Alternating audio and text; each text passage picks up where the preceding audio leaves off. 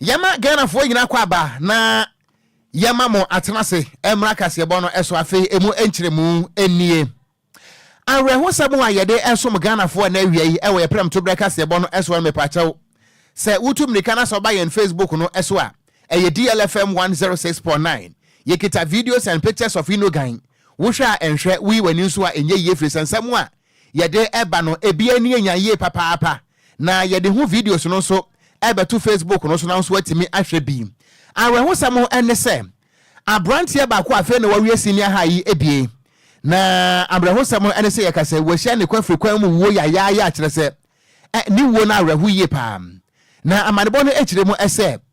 wo wie senior high no adwuma ho ayede nti no ene abobo ya ibie ana wotwie na wo de supply eye pure water na eye chebi ewopuye mantemu ebua kwa south kropon no emu ana kire se enne na kire se wodi ensuo ibi enam na manebo ne kirem se wabra wodi ensuo no enam eye chebi ene ne mpotemo no esanse na emirika ewom kakranti sabre no so na tipa track bia wono so enam kwantempo no so eba ye hudi ye na brantie yi elusu break ya ene olusu control wantimi an control an wadi ko wura akire se eka anase a ye kasa tim kaja niti atie firi so tim akire se wo ba yen Facebook no so a abusua etire no ana da ho se ball no de da ho sa no enipa no ni body ni ntua so etire ni nko ana da ho sa no atie firi so se ten ye ya rehu na asem ni se ya no DLFM ya mane boni ejadan wodnani ekopie mu ewo ho na amane boni ekire mu ese na brantie no wode eye sachet water eco distribution ewo eye abobo yaso na wobra wo mo ekro no kwantempo no so no ana kire se wo timi elusu break ya wantimi an control abobo ya no sabra nso na kire se eye tipa track no so efirani mu eba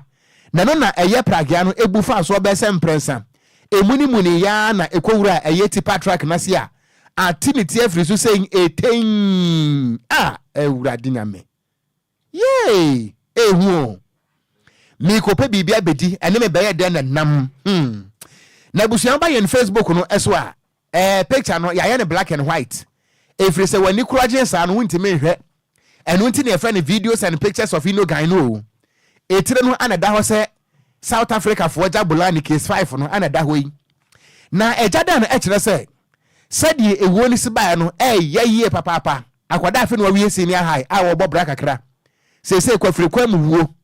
ana abayi aniti ati afiri so na emu no de aposifo abefa emu no atam etire no so aka ho a wo mo de ahye wo motom e de akwakwa mokyere me kwa homa so ejadan aba ejadan ma han minya mejo so bibia bokọ de minya bokọ minya yeda onyankopon ase we de yanka bia nhyem awerehosam a wo de asum yen efiri chebe no emperese de wo kwa atan de wo ba atan de wo gina ho de atentrodo bo mu nkyere mu kakra etiefo etie e won krai pompone mantemu yo unu ani se obetre mo tebi na mo da ko for dan sele kompi wana sem si na na ko ba ni se na se am nya ko nhia no omo supply insuo na omo ko yi insuo ni na ewia omo sa beti na aka ka modu fie no na sekwemi omo ya na me ka kakra nti omo ba na omo beti ania kesi mo omo yemu shiom nti omo ya se omo so wo kan na omo so wo kan na eyi fi kwa ko fie bi ma esen pila no that's not trouble and question ako bomuma pila ne try to fi su se be this campaign e chen me patron na wo se abobo ya no na omo doje de anwe a yahwe aguku am na de ba de debi anwa ka na no so pa okay na abobo ya no so po na 100% so be pie so a no mo so speed enti omo trata ka omo be anwa ka na omo ko go bi fie mu a omo de mo ti akọ bopile mama abante ni tumi ati ni fistan enti eye onu nkwa na net so anasa no wo mo doso omo ye mienu omo supply nsuo enti omo ye 2 enti nia not aba ni nchene na eti tumi fish no abante no no tumi de omo da hospital terminal ka de aya na wo mo di nsuo no abobo ya na e ba wo mo adwo so enchen ho no ono na niti ati afiri so yi esa me pacho mrantie mienu no wo mo tiche bi krom ho no mo a wo mu den edesan na busuafo no sesan I want to become and say about no film there, no need them for na ya. The any theater no your friend na ya. Okay. Enti ye ka say ba ko no na already abubo ya ne de oda ya sabia nemum de wote ne nche no na ne theater yi. DLFM 106.9. Enti se ye ka say tipper truck driver no ya che no ana se won de okọ. Oko so on the October and according to our witness we don't finish say now and the car abubo ya ntaka. Nti abubo ya ni repie no so no no try say or dodgy tipper trap na aniaka. Nti on no to ko e. Ajada medase papa na mami musa ekwan no eye kwan papa na se bia ye kwan bia enye. Oh, chebi de bia ya asphalt. Chebi de to from kwa asphalt. DLFM 106.9. Okay. Menia ma ye na se eni amane bo a wo de abre na wada ma bibia nso se akire bia mu a DLFM ya ye krado won krase e ba ginchire mu de asomedom eni atiefo. Yo menia me na. Yen so ye da se papa ebusua ya mane boni ejadan e de amane boyi efri chebi epoye mantemu a ebusua ba ye Facebook no so abrante na na yawo ana ne tire atie free so a etire no nko ane nsa kan ye body ne de saa abre no a ye hwe etire ne ho ye no na body na positive for the kwanti akire ana nsam tro for the torchlight ani bobosu ba wure so ene ye ni ko twa wisi a ye hwe santem akọhwe a ye hu ne tire no a Kwadwo ye di etire na beto ho no oko de sie no emu oya uhwa ba mu anya ne mfie ne nkwanimu bia asa usa esafe no wawie SS yes we hwe no wo be de say 17 18 years abofra keto akra ena okwakopa pedi na ohwe amanebo na sede ejadan echire mu yoko na ese mirika tenta na modi ne ka ho bi mirika tenta na modi na bobo ya nso de yoko speed ne yese nko a hwe omo papa na yenim haya na won hwe aten sometimes se me frɛ adwuma ba me frifie ba adwuma ho ma kyena na ohwe bobo ya ne bi ne mirika de na ne ye ka se pre wo main road isu a na tete anyone way so na won ne ka edi apede oh yankopon fa ne krensie ne mom de Ghana fo ntu omo ho finfiri mu se de pia da yenya kwanya ye kasa kire nipa but omo mfa we America na nya track ne kura na akuno ono wa de America to hu se wa ben track ne no wa tefa nchen na ne tira ko tie fi so na e bi dan ne pillar na kobra ne tia ko bom na atia fi se ten etire nko na da wa sa no woko etire na da ye da hwe ni padua ne nsoso da bi etire ne nko a ha Kwadwo to aso oko yanto akase bo no so a na ye body awura mum ewa omanga na ya posifu akate na nyina nim say oma ya timu no afi we ya bato afi yankopɔ ya adom perima boso me de to sonson Ghana fo nyina to satete tenten akɔkɔto aban de du pempenso say ye na ma no bo ho nsensem aye nsem pii ubehu a na befo tenten so na obi ade ne dwuma sa de wote nsem twerefo yin so na obi ade de opɛ ba bonten abato no we na dikan we na awe ne saa na aye nsem pii ni senti Ghana Post Service na transfer hu se de bia fi we no onom entimi entrance mo manga na nsentwerefo binom ene afie nipa binom fa mranche o mo nse mo manka sa fa ma de bo mo pɛ mfa ma bontenti no o moden ahyehye ne mapade agua kuma ndi o ma set up a National Election Security Task Force a e baba bo ande se ne Ghana Post Service ma moden na mo ne nsentwerefo dinkita ho ene e be produce bi de ya frɛ mo metenase mo ko ne de na mo hu ye na abato no so de na e kɔ na mo mpanimfo na bo moden ni apostifo no edi amane bo a emu da ho kra gin agese ne kataso mu asu biara nim na timia bo my Ghana asomje e wona fi abato no yetimi akra so iye pan na mo made ene nsentwerefo edi ahyemu ana no brande enra ukwadai ena post sahene me inspector general police Dr. George Akufu Dampare ene nsentwerefo de gaze no chirem sa fi abato no ehye ye pan ni senti Ghana fo mom ho moden sem ensema wuduo bia munim se sabe ena na kwan mu wonim se asema wo kan enya no kreda nanso sabe akɔgye teku anasa dama ede afra manyokuo bi honti wo ba beka botu sabe mfuturo ede agu o manga na nipa bi ani ma manga na asomje ye wo no ekwa akɔde esen mu de made so bɔtwe ho ede afra osem sem misinformation disinformation ne de enya ade afra mbe so so nti wo ye Ghana bo made a na hwe ho yi na tu ho fo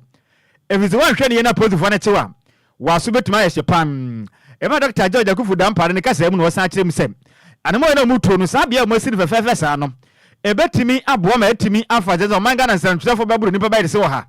no matumi akotena so no abomade adi nkita ho ukọ pensa twi mpampam betwa bi de mamo so anya bianom unko keke ukwa benye do nipa na watrimia de we untua kapre anasa damanti yema moden se free neko ensema hodo anya no kura memfa monten so everything na moto a wotu no Ghana Police Service efa kwanya we so na Ghana for ensema hodo betodwa o afia beto no no de ye ne konkuto no betumi abo no man Ghana afia beto no etime yenkunimde kese ede ama o man Ghana emra police sahenen Dr. George Akufu Dampare eba omadeje emra ni center for didi nkomo no ne nsem ne mu enchire mu no enie. We are setting up National Election Security Task Force Press Briefing Center. You can come, we'll serve you coffee, we'll serve you tea, and of course biscuit. And we will be sharing the information with the speed of light.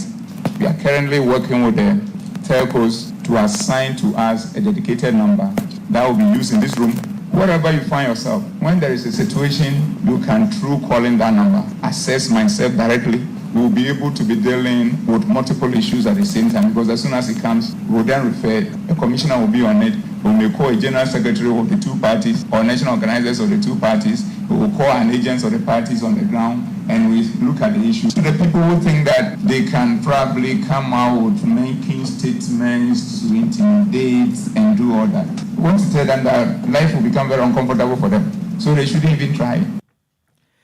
Ani amuti ye eya posi sahene Dr. George Akufu Dampare ene wo kire msafi wo ya bato ande onim na wo ya manyoni anasa wo de wo ye agent de ma manyoni bi anasa nsem twire ni wagaza ko bawo sirem oh afi wo ya bato no amanyoko we na dikan ne wo ya bank kanta no oh oboa ye ne da so kire msai se wonnim na tu sa na mo ti se kawu emra ene obedi pa mo kire mu ene ye de asum we yentoa awia pram to breka sebo no eso yadi free enkran pompone mantamu dutan kesi a yase ewo nyu DL Hanisia echiripo enkono na yebo emoto mu a yetese kwa da bia wokwa wade ye nam Ghana fanan ba bia manta makomako edu ensia kasebo no enam so a chema wontumi amane brofo wo se it is agglomerating and conglomerating enunti wo manfo ne adehia wonom ewo the Republic of Omofia wo mo so kasebo no wo mo fili bi pa fo adwenkyere bra yen ewo Facebook no so ya beje bre ni asamu ade amawo a kasebo no eho anika pa se bo abifie madoyin yento aso ne yenko animu a enra ana eye customs division ema Ghana Revenue Authority wo mo de betu da echire mu SM wonu monsa atimi aka eye 40 fita container bi a wo na efiri America brotimemu eba na wonu mo asizi sa 40 fita container no ewo Temaport na wo mo echire mu se wo bra wo mo ebie mu no na kire se etuo ahodo ene aboba ana enipa bi ashada akra edifi abrochira ye kasa ababedu Temaport wa wono mo etimi asizie na Ghana Revenue Authority Customs Division no etire mo SM wo hwe container no ana eba no a na identity anase edin anase de betimi de akire no anase na hyenso de eye medu MEDU 4496951 MEDU 4496951 na wonu mo etire mu ese na efiri Temaport ana na eba na wobra wo mo eso mu se twetwe no wo mo ebi eso na kire se eye side arms bi pistols ahodo ana ya kyekire ho se agya menkan aya toto ana na boba egu ne nkyɛn na wo mo etire mu se pistols no mako 53 aduonum emiensa ana 74 magazines na chese etua boba no eka ho ebie ana afen so no eye 65 live rounds of ammunition eno so ya chekire ho ese Jamaica for toothpaste ana no so ehye mu bie na busuan ba yen Facebook no eso a wo be hwese ne esiti ana kire se hu yie pa ye di sa tuo we nyina ba bedi bone e wokrom ha na se ye di bekum eye ai apetebie e wokrom ha na video no Facebook no eda so wo bra eye custom division ebie so ema ensem trofo be video ye no etuo ne de anya asam getoa efe na nso edi ewunti ye ntimi nkanfo akwese fundaka na sansemu a eto dasa no ana security consultant ne din e de professor Kwesi Enin wode ato da akirem ese saade no a ekoso a ye beto aba na etuo adoso wa Ghana no wo besre Ghana fo se empanifo mo hwe ni yewu efire se ye ka furu na ye ka e de ma adampan ye wura Kwesi Enin ma akire se wono no se baba mbon sensemu a sanka wo ye kutipompo ne dia nka dwa ne sekro na de wo kama Ghana mpanifo nyina atia ene se adanti ana enfinhia na bia no ye ba beto aba ebeketu na bro ama election date na so a wo behu an se eye etuo abuso a sophistication of firearms etuo se ewura Ghana anie wo bisa Ghana fo mpanimfo se ede ba ade pa nti mo hwe wasase eso na wo tirem se ba ne sa no a na ede wo haw kese abato o my Ghana eye bambo agina tuko no so firi se wo meya yetimwei eja ye nko ba bia ani akodi bibi enti eba ne se na ebekatu na bro ami ato aba na ase etuo no adoso se nchechera wo Ghana montre so esa Professor Kwesi Enin echirem ese de ekwoso ni nyina no akwati se asotwe ayede ema wo mo a edi sa adwuma no eso asotwe ne kutuwa bi se edue ba mpaboa enu nti eba ne sa no obi tenchen a entimi emo no hu ema wonsu anyansa bia mfemfiri ma nunti ana ade beche ade besa na Ghana fo wo mo nya sika ne amanwofo yi a na wo mo kra etuoba na wo mo ekra etuoba wo ma kwese wo mo eye wo investors wo mo de ekomu ana wo mo do mu sika hye se na be ya asomdue ewo ma bi mu no ebetimi ate anua na no ana wo kirem se efiti 1992 bepem ne ye to ababia no a etuo doso ewo kurom na adenti ana ba ne sa wo besre se ebra so se wo my Ghana ye ma ye mra no emoyire eye dendende sese bio titipie to mu ahoma na obi bia ye beti no se wo fa kwati kwan edituo ewura wo mai mu no ye ma mra entimi ene no wo tirem se accountability ye timichi obi Ghana fo beti se achi nipa so masi ye nte ho asem biem na ekira kwada din eba ne sa no a na aya foforo bi nso de se ye che kwa ame no mpo ya anya ne hwe eno ntemi nso mekwa akoye bi na wo kirem ese ye kasa yi empenfo de abetu da akirem se etu a ye register ye makomako 2 million opipi miemu ana wo Ghana fo mpase a wo mo twense bibibesie na wo mo atwe apie na wo kirem se Nothing is going to change because those who must bring change are those who are secretly involved in bringing these guns and also in providing the protection. So nothing is going to change. I think something very dramatic happens that puts our collective existence at risk. Nothing is going to change because we are not serious about the issues of small arms and light weapons. Look, when I did the first national baseline survey in 2005, my calculations were that we had about 500,000 to 750,000 guns. The normal attrition rate of 20% means that when we did the baseline survey again in 2014, the figures ought to have dropped by 20%. Rather, they had shot up by almost 400%. And I'm 100% sure that when we complete the new baseline survey next year, the figure will definitely be considerably higher than the 2 million that we found 10 years ago. Because there is no deterrence. People feel they are protected, that they can go around the law, that they can go scot-free, and it's also very profitable. Let's see in 6 months' time what would have come out of it. But the poor agent is not a big guy or person who needs to be caught. You need to use a network analytical process to see those who are linked. Trace the money, the paperwork can be falsified, but the money cannot be falsified. Check the phones, the laptops, and then one step at a time, use network theory and procedures to get to who is the kingpin or the kingpin behind this. Enti ebusuani ayeti yi eye wopani a wo ye security consultant ne din ede wo binfu mu okunin Kwesi Enin ana wo kire se ne yekoso no wo da sani bi shechiri ye wo mo a ehechira wo mo no wo mo eye war investors okun mu no wo do mu sika hye ekwom di nipa wo ma ne bi nkoto aduane na emom ma me sika nkoto tuo nkokum nipa de obema sa nipa ne sika wo kire se ne nyina no ene se o man no accountability and lack of deterrence yachi obi pa na yemra ayemu ode adi no no ye mani ne no ye ne kokwasa de no ase kosu da etoso na ye ja no nkofita asa ka do nti ade beche no na kwa amenso kwadwo boni aye ne desa anwamo no no so akwa kodibi se de bia yetaka no kure wo me ba akopɛ eba ne se na bere bia no behu ne tuo ne ndam krom sa ehefa na yefa na eba ena ohu nipa na omade ba ne so atumi se nipa ni bi wadi se onye obi o weska o ho am na sponsor wonom because tie nsem na wo kana opese o mayete ase prince etuo ne nipa bi eta akire ase de na wo kana o mo sponsor sa nipa kro no mo de otuo de ba mo de bedi war investors aden o man eba ebogu nyina pempem o man ya ye 32 million according to Ghana Statistical Service. Na etu a yen register ye we de yen register yo de ya register shenkofo empase nka ho no nka ho de yen register ye ni mpanimfo nkrata me 2 million 2 good million ni nyina fa koti kwan na ekurikura manfo okuru mansi ano odin ye besre ohun say ya chini pa na nyanya ne hwe na ma ehya foforo nkura ne no endi komo ya chi wo mo endra day esem na ne wo mu di akwesi ewieye esese nipa ne se okoda afia se okodam se be ye nsan na ho ma foforo mo bo mu tiri mu po etu sa na mo nanso ma na ya tim na ne sen aya onkosi hwe na nipa na fa ne ho adi enti ebesi de na obi nso aka na akoma wakon wonye bi Kwadwo un say emra wo mo ACZ ye sa akudie no an say custom division no director general no be ka kire yen say wo mo ache agent na wo mo de sa de na ba na mom the recipient nipa no asa etuo ye ne de an de omu ni nipa kro enti ese omutumi hu and bepe mu ne Kwadwo de hwe say we ya te ne say ye chi nipa kro ye ne nioma say ya nche no ye nte hu asemu bi mu ese se ye tumi hu nipa kro na niama no ye ne dia ehu hia pa na Kwadwo meti hei me maame Grace Ebua ama Ebua wati bomfa nyina se na se wachechire bode edi free bomfa nyina se yemfa emre me won kran ha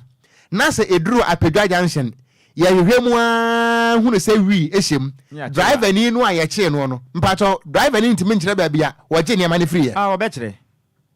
bebia niam na ekọ nyina obekire na woni amane yakura de mane okon ye je wo number ka ho nipa na ade koma no so woni mi fia ye ma on contact se be ya ebeboa na yatumi atresi nipa na ne nsa de aka ne ma nti nipa na wode ba ne de ono woni bebia nipa kro ne te ende so mbom ho moden sei won betumi aduadua mu ana nipa na boa wonom no mo nkwachi nipa kro efise bia anya we de di kan bi kro de bia badada kro a o ma hu na chira kwan yo you see Ghana Revenue Authority for no obi ani honom a obehye mo obi anhye mo se Ghana ha ye hye mo kro amonye oh dabi obi anhye mo Omana mama dwuma se monye na moje hu akatua se mo bachi nipa akura ye ne nioma se mo nche no ye nyina ye Ghana fo no ye nto aso akon ye nto akase bono so ane ye body agura mum ewo NDC chine amayoko num na aka ne eye national chairman edema NDC amayoko na Samuel Ofosu Ampofo odi nsem da tudwa echrim sem afi we abato no beto ne de yade a NDC amayoko na koma so ye pa ne senti wonom entnase ema nipa bi enjekere wonom nsamfa ngo mati ewo mra ye to mane beto aba na asrafo bebo mutiri mu posa ne afi we abato ne se de tibe na MPP amayoko no bedi mu konem nti won besisi NDC amayoko no chem se bi nsi da wo magana mu na odi se wode tudwa emra nan se beto odwa sem NDC amayoko de sombo e de bom MPP amayoko ni sem won ma ye ne tie se on pese afi we abato no so wo mu chinchim NDC amayoko ni nsa na mo gi abato di free o mu sem no mu di mu konem na Ghana fo be kana no ba de twamin ena National Communication Officer edi ma NDC amayoko na eye Sammy Jamfin friends am chefo sa momra na nsem ya babonte mo fanto no mo kaka Ghana fo nyina hu de yakọ ne de yapa ena nsem chefo visa pa na ese Sammy Jamfin pro minimum na Ghana fo nte de yakọ ena Sammy Jamfin ka zero chim sem openi pan den ade Brigadier General Michael Opoku abode trimu posem afu ya bato no peso osisi NDC amayoko no na oma MP amayoko ntumi di abeto mu nkwanem ni senti Ghana fo nyina mo nso ne titiri na NDC amayoko no mo nso visa sa na moto no enya ade NDC amayoko no betimi atenase na MP amayoko yi oma Ghana srafo makwatai MPP achi makakwaje echesane abato no susuanso de ase o mo nsam ne tete nsam we mo no ana openi pan den ade Samuel Ofosu Ampofo ene sentofo di ehyemu e wo ma na obontoa a wo fate akwa south abeto mpesia so ene wakase kire mu sem NDC amayoko no wonu mo dwom na sie pasabe abo papo obontrase enye nhwe han saa ma fi abato no asrafo nkwatai eje NDC amayoko na ti enkochichi mo no monsa enkoji abato nsusuanso no fama MPP amayoko ni da wakase kire mu se ebi nsi da obontrase ye nhwe han saa ma abato wei enkopia Supreme Court da wombedi abato no mu kwanem emna fo so Ampofo wani samtofo akase do tirim sem NDC amayoko ni nyada machi taifo no wo hye mo sem moto aba no wie pem mo nkofie mo nko so anyina mu a obia yeto aba no na mo fa mani kosu ya wisie eni abato na chi nkopem sem yisi ebetimi announce wi na no sante sa pa na mo nkofie wakasa akire mu sem sa na moto na enipa bi tuo no o manga na security agencies ni nyina mo nyina mo nanso na mo fa mani kotu ya wisie mfa ni abato na ye free sem sansa mate se MP amayoko no person bo moden a e fa asrafo edi chinchimani sa amayoko ni sa na nya de ombate asenne ate asedante no aposifo eni asrafo nyamunya na so betimi aboa na o man Ghana fu abato no etimi awie kunimdie mu emna Ofosu Ampofo We have condemned vigilantism in all its facets. And so we have been calling on the security agencies to ensure that they act impartially. They act as state security agencies and not party security agencies. But then the NDC will not sit down and allow anybody to change the will of the people. We will resist it with all our might. And so any soldier who thinks that we will be threatened that when we finish voting, go and sleep. NDC supporters, don't go and sleep. After voting, remain vigilant and watch until every vote is counted and results are declared and John Mahama is declared as the President of the Republic of Ghana. We are not going to sleep and we will not be intimidated by any military officer. Otherwise, they will kill all of us. And I can assure you that we will come in our hundreds and thousands and we will come to the police stations, we will protect the ballot, we will protect the integrity of the elections, and we will not be intimidated by any threat from the security agencies. And I call on the IGP, who is the chairman of the National Security Task Force, to ensure that professionalism is exhibited. Because this election, the stakes are high and Ghanaians' lives are at stake, and we will not allow anybody to take the will of the people and subvert it. Any awoti Ghanaian national chairman, Edema National Democratic Congress, NDC, Amanyokuno, Samuel Ofosu Ampofo. Yentua ewia pramtobreka sebono eso. Na yenfri Ghana, ni yenkonko piem ewo Lebanon. Ewo enkofo amanso. Na DSC no ya papa. Na ebusuan se mo a mode moni edi eye kire se enkofo aman anasa international news weche no. Yewo atuante dom ko ba ko a wo no mo Lebanon ana wo mo wo. Ye fe wo no mo Hezbollah akunfo na Kwadwo okay Hezbollah akunfo ya. Somewhere 2001. Ana wo mo agi wo mu din fiti 2001 sa abepem ne. Hezbollah. Wo mo Lebanon. Na ebusuan wono mo ye Shia Islamist political party and paramilitary group. Wo mo ka wo ho enye. Wo ba ye on Facebook no so a. Behwe wono mo logo, wo mo ahyanso de ana ye de ato Facebook no so no. Wo mo ahyanso de eyetuo. Enu nti ekire oni ye wo mo ye Kwadwo praising. Hallelujah. Show. Wan ekuwe wo mo logo. Na mo de mo atwetwe Arabic nso egu ase. De adase ni yetuo. Ana de edasro no nso yetuo. Ana ase enipa nsa eden ekitemu. Eku a wo mo logo nie. Kire se wo mu tire mu oden. Na abusuya boni a wo mo di Ghana enie mame nkomu en. Ewiase amansan ku batan United Nations won hyehyɛ bi se oman bi ho ka atwe mu na se oman ne hia emoa wasomdwe kwan so a United Nations eboaboa ewiase asojafo nyina no wo boaboa asojafo nyina no woyi aman ne bi nkakra ebia yayi Ghana mienu yayi Togo mienu yayi we miensa yesi asojafo mu nyina momra na monkambom na ebia se o my way ne hia somdwe no a yede wo mkọ ho na se Ghana fo beka ya besa bresantini enya de se eye Lebanon atoye fam asomdwe timi aba ho eye Southern Lebanon na enam so ema United Nations eboaboa aman ahodo a wono ma form United Nations a Ghana kan ho no ye boaboa sojafo no ano se wo monko eye Lebanon atoye afam na wo monko boa ana se Lebanon anafo afam Southern Lebanon na asomdwe entimi emra na womo eba Ghana no won be yi asojafo no ebi na arehosam a efili Lebanon eba etirim se Ghana asojafo maako enan a United Nations Peacekeeping Mission womo eka ho no ye ka say Hezbollah akufoi etimi asoma rocket ama eprepra womo akire se enya asam keto akura na sa arehosam ye ekoso eye ene nansa November bosmeda toso edu enkono ana empenfo de betu da akire mu ese sa non-state actors one more strike ewo United Nations eye one more peacekeeping mission base ho wabra na sabre no Ghana asojafo maako enan ewo ho bie ana rocket no strike ya yekasa etimi epra Ghana fo a enya asem keto na oba yen Facebook no so a behwe Ghana asojafo na daya ye Kwadwo asama ba fie ebusu ambra Facebook no so wutim se na wo mo tekam na ekro ana rocket no strike yenti no edane wono amoka no ento we said ya amoka na si amoa na Ghana sojafo nan wo mugu o moda ya tim Edem ko pe bia bedi. Hey, Hezbollah way.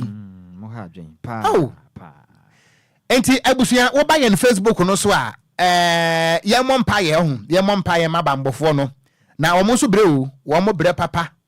ye mompa ye ma wo no mpa se wo mo kwakopa asomdwe dia ma Lebanon dia kwakosie eni enti Ghana fo ade hye makomako wa nan ya wo no mo eya sojafo no ye kasa yi eye Hezbollah akufo no atimi asoma rocket ama be prepra wo mo ye kasa ba bia wo mo da no eni anya ye pa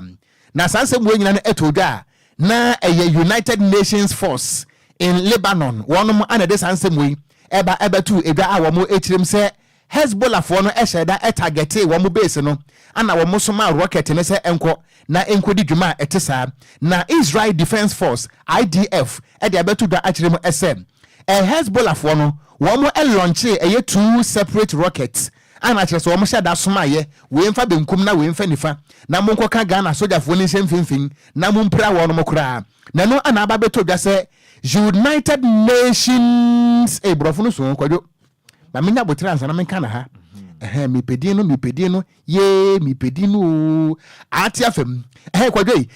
United Nations Interim Force in Lebanon.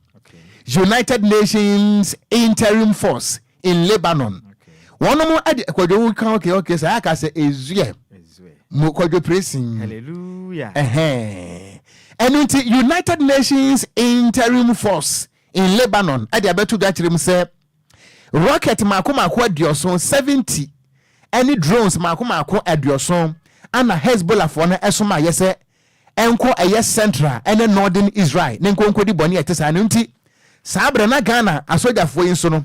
wono mo abo wo mo sesen ewo ye Israel ene Lebanon ahye no so hono mo a ye kasai aya awrehosem papa na nyame adom wo mo wuide nanso na madebo ne kirem se wo mu pura ne de ano oden nanso no aya asabia ne kasai Ghana sojafo no ye de wo makwa akogu a aya awrehosem pa na United Nations Interim Forces in Lebanon wo mo de atoda akirem ese Ghana asojafo no wo mo aya mrantie bi a kirese dwumade na ekoso no mudi mu ntintima yie pa sanse wo mo enim adwuma no nanso no esanse Hezbollah kofo no wo mo da ne se bia bo huriye na emoja mpa wo mo tiri mu denti no wo mo atimi asoma sa atopa ye hye aman no a akwakodi bone a etesa nanso ye kasa yi eyade se Israel Defense Force no te se bia nka Ghana Armed Forces ana wo mo de atodwa akirem se ne ekoso ni nyina no wo mo de wo mo ogidie se Hezbollah akofo no ana edi bone a etesa na ye wo Israel asojafo a wo no wo mo mfasoro wo mo mfasa aseso wo mo wura asase nase na wo mo kirem se wo bra wo mo nam asase nase na wo mo tenka wo mo nya signal bi se bibi sa betimi akoso enu ntire de asie no enya wo mo nwanwa se Hezbollah fo no betimi adi akon ani awudisem a etesa na so se ye kasai Hezbollah kofo no enya ma abonten emeka hwe emfemfa de ekoso no eho a we no awrehosem papa na ye kasai asomdwe de Lebanon anafo fam Saudi Lebanon no asomdwe entimi mai enam so ama ye kasai ene pressure ayema akokɔhwe de ekowura kwesibomo no enu bi na ababeto United Nations so aye kasai wo boaboa edom ene asojafo anu a wakwakɔ prasomdwe ede ama Lebanon nanu ana Ghana fo asojafo makomako enan a wonom ewo mo no baabi a wo mo abo wo mo tent wo mo sesiye wo mo base wo Israel ene Lebanon ahye so no Hezbollah kofo etimakoto rocket atum a ye Kwadwo oko aye hu asem na aba fie no nti ye bom pa yesa Nyankopɔn nkoso anka wo no ho na sa atuatifo we no mu ne de nansan nanka Hezbollah fo kra de nka we enshada ente wo monka na akoye Hamas because of Gaza any we ntina akoye Hamas Taliban any ade bet nansan Al-Qaeda fo no kra kofom Akida fo yom kofom kakra nansan ai Boko Haram fo enso ye no mo so abre omajoma home ana Hezbollah fo sanom tete ho no mo ahwe nanso ye bom pa yesa soja fo na mo bo ewiase ho ban no Nyankopɔn no enya mo so mo bambo fo mayen amen na muni ho ayeni ho sure Kwadwo prophet na kasa no sesa na tie se wo na ya na won sha abato ho nkom na mom amama ne da chan nimpuntu ho nkom na ahye that's right dem wo de dem enti se nkofo ndie ni bi enti Kwadwo oko olma better gate omondi ana daddy Lumba ni medase Kwadwo yanto aso na olma bonding okwa ye to akase bo no so na ye bo ade awuram national chairman the Ma People's National Convention PNC Amanyuku no Samson Asaki Aringobit Wakasa them same one National Executive Committee I trying to can say neck no enti be mbako ko bomo den Nyankopon ya doma na wotwe di anim yi wono be kwa asetena kwatena sim ene ye business opening na saa asetena no ne botaye pa ne sen ene wo kyerem se PNC Amanyuku no wono matena se ehunu se afi abato no se de da bia Ghana tie no tafra hwe ase emutupe na dan nti no wahunu se MPP ne ani Amanyuku se de tie bia da emu baako no wahwe a ono mbetimi edi enkonem emra na no wuku adai eye obubu obusum na toso aduonum ene openi Samson ene sentwefo di ahyemu na waka kire wono sem afu abato no o ma maden atena se adwene ho ahunu sem ese se omukọ hyemu di no mokọ tena se no mo hunu sem eya den ya da na kom kọ prayer sen kom betimi akwakosi yakan ne bi na nkaja o man Ghana benwa kese mo so PNC Amanyuku na akwa tena so bi nanso fofie ntimi antoata na odwana ba mo amokọ ye no yisi ayu mo afira ku kansere munti wonu muntumi tena se mo maji taifo no nkọ tena fie kwa e o mna afia abato no wo muntumi kọto bi nti wonu matena se bo mutiri mo po so mpeso mo maji tae no e kwata Amanyuku akese mienu emu ba ko achi MPP anasa ndi Amanyuku nti na go po ya de na otwe de mo ne akwakoche mu na mo akoto aba babia enipado na adwene be kono eho pepe na mo so mbakosi o masese na aboa na afi we PNC Amanyuku na tumi akwata MPP anasa ndi Amanyuku no mu ba ko wonom ani achi o ka se lo se akyem sem enye o mo yepa every sem na ko mo hwe ne mu se enye banane mo na okotu frank adema PNC Amanyuku ko betua wo modern na qualify na nkaja afi o mampanin so akokenzi ko kotubi nanso okoya yisi atena say ayenhwe han sai ina frimu ya omodwene ho a wonom entimi entia sekram na Ghana fo beka bonimo na ebeka kire Ghana fo se otumi ntena se omra yisi betimi atena se na ode mra hye ne nsem ne wayi ne dina frimu se mase beja na se mampani akonwa no tumi kopre binti opagya mu dia sem wein ekokopie mu Accra High Court nanso na Accra High Court no ekwatena se no na wakire se oh Bernard opani mu na wonkata de ba emu hatu sesa bia tentekro nti pababi kwatena kure visa wangaza wonkata na de kwene nimu nti na yisi eyi udi frimu na sese amekese ne Bernard mo na eguso agaze kire mu sem on tena se opagya asem de kotu Supreme Court se Supreme Court nka bi mfama no ekopim bra ono aka se bate ne wase free se ono hu ne se yisi no achintem ne nsa ene wayi ne dia frim e wa fe ekuka se nim na mna opani an de Samson ejemre ene sentrafo timu pa wono mabo etu dwa no eso hodo ade sum sentrafo no emu kire mu no enie. This morning we met and these are the directives that we've taken. One, that come Monday the 25th of November, the PNC party are inviting our NEC, the National Executive Committee, which is the second highest decision body after Congress, to discuss the current political season. And of course, as you know, we have a few days to the general election. The PNC, as the whole Ghana is aware, were disqualified by the EC. We went to court and we've lost our case at the High Court.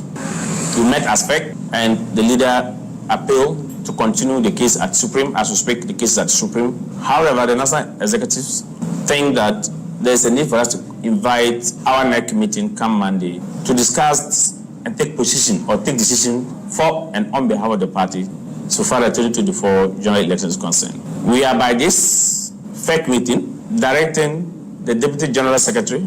of our party to issue an invitation to call for NEC come Monday,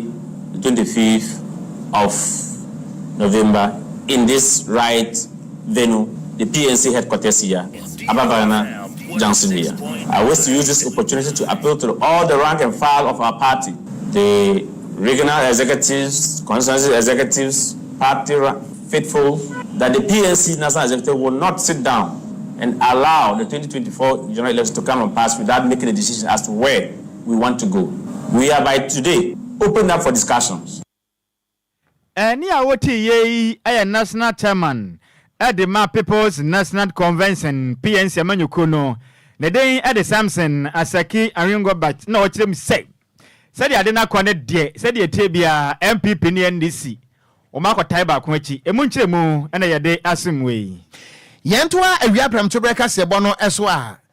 empenese ye nkwado nyina no se wo kan se kan ya no waka sa kwatokure nso esen hano aho nti Ghana fo adwenkyerei ana wosimwe Facebook no so ana Frames House ana wose akwanhyia ya no den na amankwa asentia ana wose ish Awurade Nyankopon this is so sad you offer areho sempa ni na me a obom din ye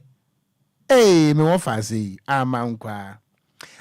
ntiamwa amankwa sintiamwa ana fafa Joyce o se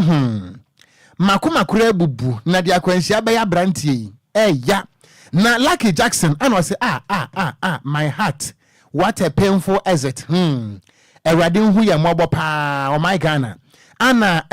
Batsa Joseph Lawe ana o se very painful. I am listening and watching you live from Apollonia. Yadase. Anna Emmanuel Bewu was may he so rest in perfect peace. Nyankopon fa ne kra ensie ye na papa. Na Baba Mahama Obuase amanyosama bem. Was it there is no difference between the performance of John Mahama and Coach Otto Addo? Yo, yate yadase. Anna Kofi Parliament was it don't trust any of the political parties. They take advantage of the situation that benefit them. DLFM News, loud and clear. Ewa Aguna Bubikuma in the central region. Anna Pedroa Medina Cruz. Also Okogyeabour, I am monitoring the news live from Indianapolis, Kumasi Tanoso, Kesben Junction. And I say news no at them papa. Na Emmanuel K. Obeng. And I say aye Anna Odoe Difritama. And I say if anyone will dream that John Mahama has won the December 7 election, it's a fake dream. Anna Emanuela FG. And I say this is so sad. Daniel Coleman was say I am watching you live from Ahafo, Kenya, number 2, Jericho. And I say greetings to Honorable Patrick Bano, MP for Esu Tinfi North. Wabajoso Naset Antobam. And I say AKA breastfeeding. We see vote for Mahama as president and vote for Felix Odate as incoming wager by we constituency MP and Robert Kameli. And also for how is Ghana? The mind of the Aboboya riders is the most powerful asset. Robert Kameli. No. What's the offer? How is Ghana? Not just when Ghana, I don't know. And I walk to Boba Park in this one. Was it the might of the Aboboya riders is the most powerful asset? It can convince him when he is worthless or unstoppable. Same brain with different thoughts. Chai, Eurade. Eurade who gameli mobo. Yeah, me bro. I feel with the Omodo comment by no. Award no beji. Oh yes, Gamel beji award. Oh yeah, no one yes. Now Obiba Tompo, and was good work done. Was news no standard. Yeah, that's it. Anna Lucky Jackson, and was who is the container owner? A ghost cannot import guns from US to Ghana. The custom officers know who the container belongs to. Asam no anu wakano. Ana Honorable Mohammed Ramadan menkain oyaza ye rade. Ana Benjamin Boateng and was say my God Africa Ghana pa nye. Ana Anthony Anaman was say rest in peace. Rest in peace pa Brantia rest in peace. And also with Eddie Franamabo Richard Ahwe DJ Ghanaman. Ana what ye Eddie Free Betchery. And was news no loud and clear papa would DLFM and next would betchly na odo ensu different mama kind dada ebusua ye dan ye ho aba na Kwame Efum atena se sports is up next. The Yale News.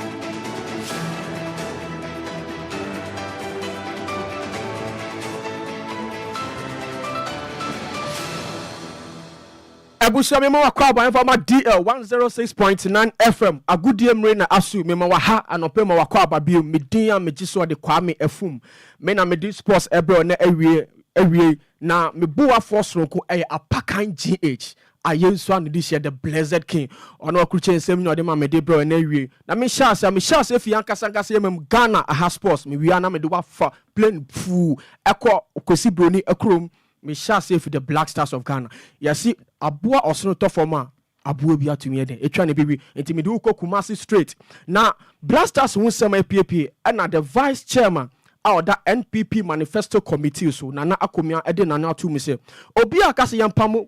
coach Otu Ado every Black Stars coach in say a modern ball Ghana Hanamono and to me I'm Black Stars and to me I'm fan and to my pa infra yen to me and qualify Uncle AFCON Morocco 2025 and Nuntino Obia Kasi and Pamono Nana Kumian de Atuja say and when we say Black Stars coach in our money home or India when to me and Yasasoya Ghana bet to me qualify Nemum and no chance or see a Pamono if you say Jumedia Casia then a World Cup qualify 2026 and also next year. It's only not dream dia and can you maintain Otu Ado na yenya botrema no to niema if you say me pa e da yemu eso e wo mu say wa man ho mode so no kan no Ghana fo twabo no de players no so amon ho mode na mum yenya botrema fa ma coach Otu Ado na yen hwe say wentumi afa Ghana an qualify World Cup dia na e che say wo say board na nasi to pu na ye de no ko wo hwe mu so a Kim Grant the former Accra football coach Ghana International ono so de nanu atu say Black Stars coach Otu Ado and sesi amane tena Ghana ha se oba beye coaching if you say Juma oye ni nyina eya abysmal performance or debe mu na mwa Ghana players no players or select mu nyina omu ni experience dudu na any experience enunti emra se o se pam coach Otu Ado na e di coach for eden eba if say sanso de shene sanso o medi Ghana animu a e bia na World Cup yentumi an qualify anko USA, Mexico and Canada enti prem a yen pam coach Ado and we Kim Grant odi atuja oni ne ya adriana Otu Ado assigned 34 months contract with the GFA and utuka so permanent clause e shem no se utiaka and also emwa and che bia na GFA president Ket Okreku a shebo se Obama Division 1 League clubs ni nyina bases omo mu di nkuni me bo mo ho mode no odi osio ayoyo odi bases in e dia ba enkron na teams omunya bases in ebinie or Division 1 League Baseke Holy Stars enya ne bas Young Apostles enya ne bas Vision FC enya ne bas New Edubiasi enya ne bas Okoye United enya ne bas Techima Heroes enya ne bas Cape Coast Ebusua Dwarfs enya ne bas ena Hoho United sunya ne bas ena Victory Club enya ne bas we mu nyina eya basa Ket Okreku Akrafia Bruchi Ediaba. Now when a hun send some bus, say bus in your papa, bus in my tan a home use bus. Cat Okreku say bus in a home use. And I say brand new or the bus abre omu within the Jumaso and only a bosha or shem a brom koshium General 29 General Assembly ewo Kumasi. Now Cat Okreku just say our plans be bre e demand the national team any local league no enti yamon pa yamano ne on to niam na mrepem no ye bete ne nka bus or di ba ye hu sem de memenda ye beka wansem ewo fidua mu mesa komenimu so a Kumasi Asante Kotoko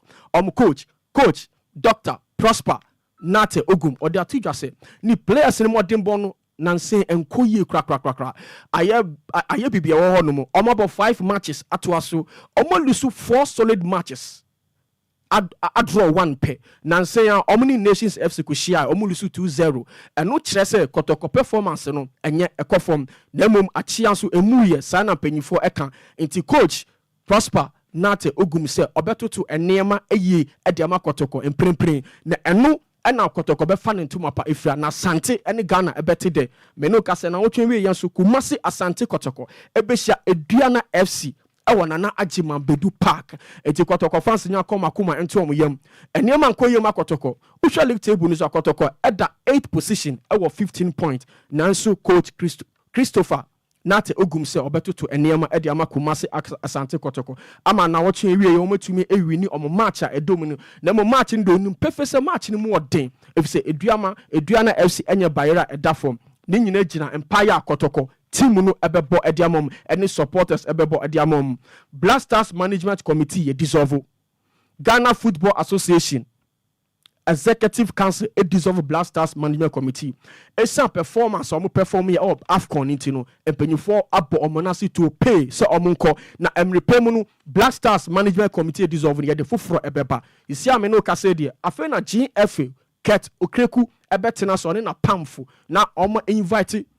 Otu Ado oye Black Stars coach on any bedi inkita ho e kwa mo fa so mo lose matches in Black Stars about 6 matches you lose 3 matches and you draw 3 uhwemu a table ni ba na Black Stars e da to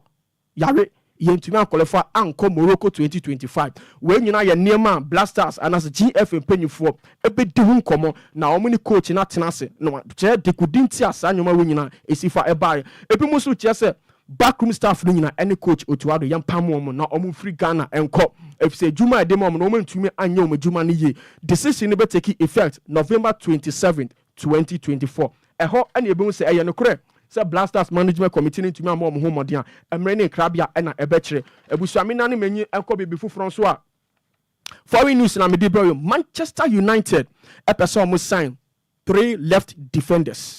back defenders. Manchester United new coach Amarin Diabase ohia players o metuma born in left back no eno omo di omani achirem e Real Madrid so omo kwakopo mo player back on edi aba bekan na mom answer on bepe Alphonso Davies no Manchester United e was Shaw e was Dalot e was Amas and so still omo so mo hia players o metuma beef up omo defense no emre ene nkraba ene betre Lionel Messi so expect so be attend 125 years anniversary gala of Barcelona and year 29th. Nyame ya doma emrepem ya de ho nsam so ebebrew Manchester United hono so o me expect say o say goodbye to Christian Eriksen emriaso say oko if say new coach oba no or the young players and ye adwuma into Christian Eriksen emriaso dia free agent obeko awmohwe na chiri kwa in 2025 season Cristiano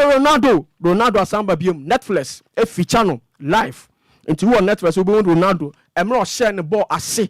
asase nyina ekosi ena me no kase bibia e wo Netflix enti me kase do betumi akwa 2 months ago eno omo did sa dwumade na edema Cristiano Ronaldo enti nyame ya do makona kwhwe bi na obenwo niema bo baller wa bone class wa bone dwumade awards awenye nyina Cristiano Ronaldo wo sabe kana wo Netflix akosi na Saudi dwumade abeweye emre ni sha emre no aso eno enti na wo se me ma me musu na me ko nyame ya do eche na me nua bema apakan GH the blessed king or the diakaba beto also echina apakan and the bomb chidom eye production e de maame media am giso de kwame afum agona PSC nana nyame ya doma echina ebesan e de diaka e de abramo news Okogyeabour Sammy DLFM 106.9 Enya ebusuya ye kuremu papa se eseja ase kuranti ye dam se wen kwame afum de agufom Kwadwo okon praising hallelujah mo dia ya na yo ya no wo ya dan ekwa tintin bia no ekowi aboboa no ana ekwan bia wanso em nkuruma sene wodi a kire pe na nkuruma sene ntika se bo no na wie ye no na ye de eba no na Kofi Kofi ebusuya ye so akwa na mom happy birthday en confirma Sherry Fat Hamis were student ewo Nalerigu Nursing Training School Nalerigu boy mo uhuanka akwa bantama eno easy ana akwatena Nalerigu and until happy birthday goes out to you Sherry Fat Hamis we nursing student ewo Nalerigu Nursing Training School level 200 students DJ Afiba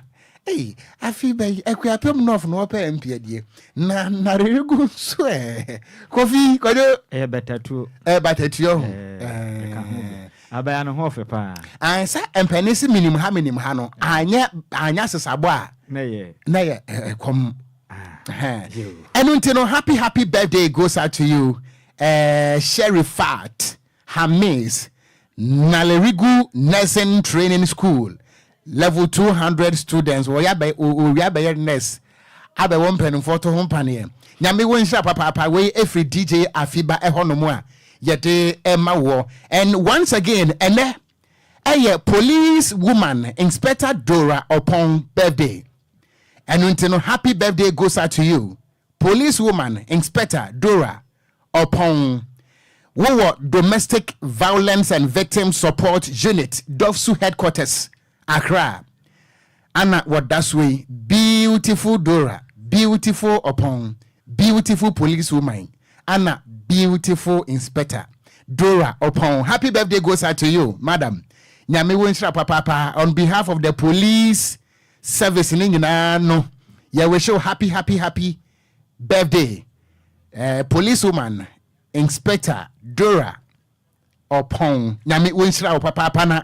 won kan ho o mama so nya den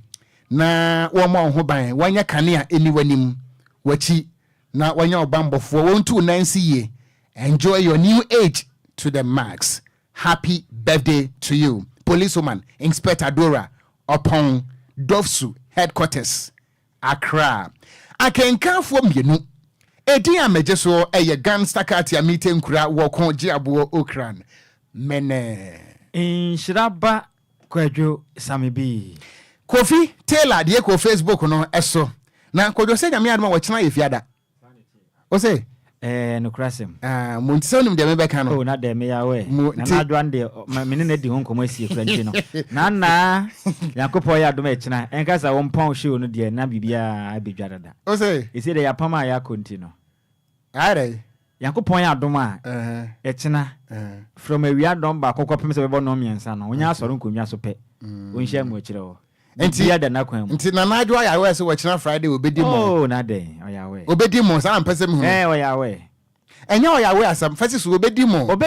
no kre obedi mo enya mu bi asa yo bless up stone boy yo it's Nanadra Sinky and you don't know